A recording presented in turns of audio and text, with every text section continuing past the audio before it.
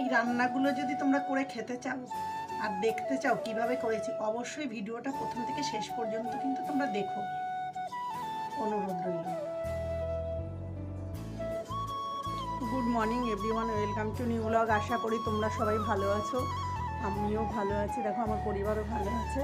আমাবতী উপলক্ষে দেখো আমি কচুর শাক, ওইটাকে আমের ফলসি বলে, আম শুকিয়ে রেখে কেটে দেয়, রোদে দিয়ে দিলে শুকিয়ে যায়, সেটাকে আমের ফলসি বলে। ওইটা নিয়ে আজকে রান্না করবো। কীভাবে করবো তোমরা অবশ্যই দেখতে থাকো, সঙ্গে থাকো। তাহলে চলো কিচেনে যাওয়া যাক।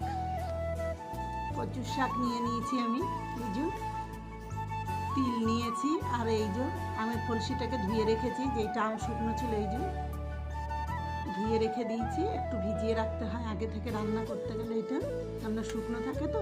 তোমরা তাহলে দেখতে থাকো আমি কীভাবে রান্না করছি। আর কচুর শাকটা একটু আমি জলে দেবো না, এটাকে সুন্দর করে ন্যাকড়া করে ভিজে ন্যাকড়া দিয়ে মুছে নেবো, কেননা আমি কালকে ধুয়ে রেখেছি। কচুর শাকটাকে শুকাতে দিয়েছিলাম ধুয়ে। এইভাবে যদি কচুর শাকটাকে রান্না করা হয় তাহলে একটু জল গলবে না কচুর শাকটা। আর আধা ঘন্টার রান্নার কচুর শাক 15 থেকে 20 মিনিটের মধ্যে রান্না হয়ে যাবে। আর কচুর শাকটাকে দেখো এই যে একটুও ছুলে ফেলবো না আমি কচুর শাকটাকে, তাহলে ভিটামিনটা চলে যাবে।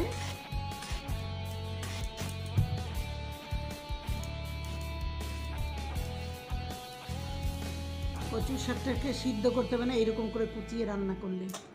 তাহলে তোমরা দেখতে থাকো। আমাদের মা ঠাকুমারা বলে এই আমাবতীতে নাকি তিল কচুর শাক খেলে অনেক রকম রোগ ভালো হয়, অনেক রকম রোগ আবার শরীরে আসেই না। ওই জন্যই আমি মায়ের কথা শুনেছি, ঠাকুমার কথাও শুনেছি, কচুর শাক রান্না করছি। তোমরাও করে খাবে, খুব ভালো লাগবে।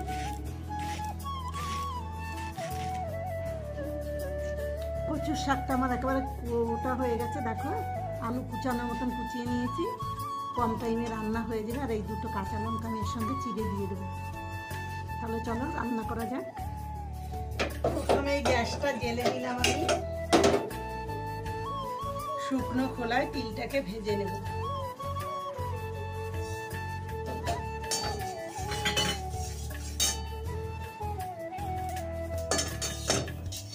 তিলটা ভাজা হয়ে গেছে, আমি মিক্সিতে ঢেলে নেব। তিলটাকে আমি পরে আধা ভাঙা করে গুঁড়ো করে নেবো, আগে আমি কচুর শাকটাকে ফোড়ন দিয়ে দেবো। আর সর্ষের তেলে রান্না করবো, দিয়ে দেবো কালো জিরে।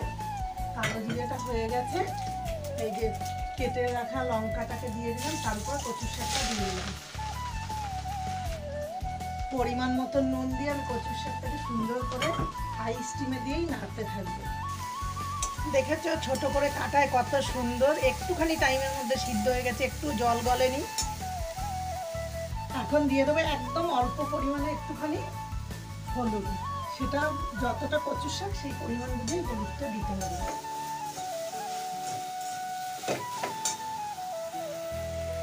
দেখো কচুর শাকটা প্রায় হয়ে এসেছে আমার।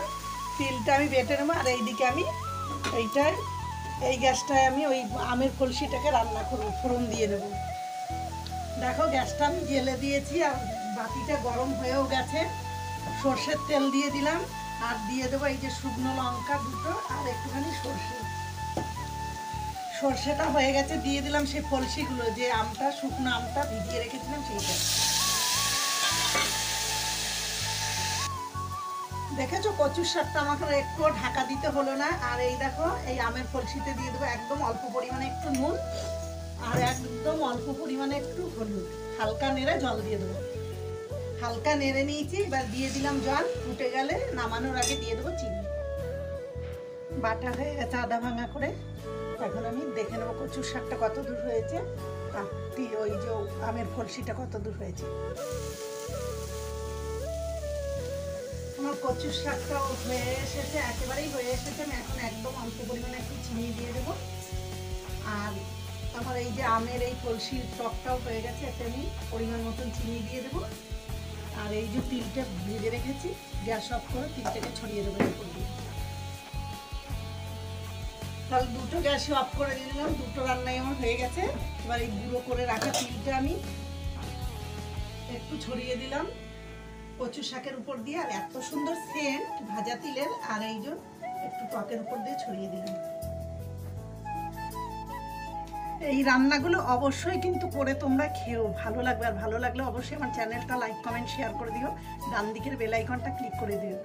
আর যারা এখনো আমার চ্যানেলটা সাবস্ক্রাইব করলে অবশ্যই সাবস্ক্রাইব করে দিও। আর যারা ফেসবুক থেকে দেখছো অবশ্যই তারা ফলো করো, কমেন্ট করো কে কোথা থেকে দেখছো, আমি যেন তাদের অনেক অনেক ধন্যবাদ জানাতে পারি। আর অবশ্যই চ্যানেলটা ফলো করে যেন পরের ভিডিওগুলো দেখতে পারো। আর এরকম করে রান্না করে খেও, খুব ভালো লাগবে। সবাই ভালো থেকো, টাটা।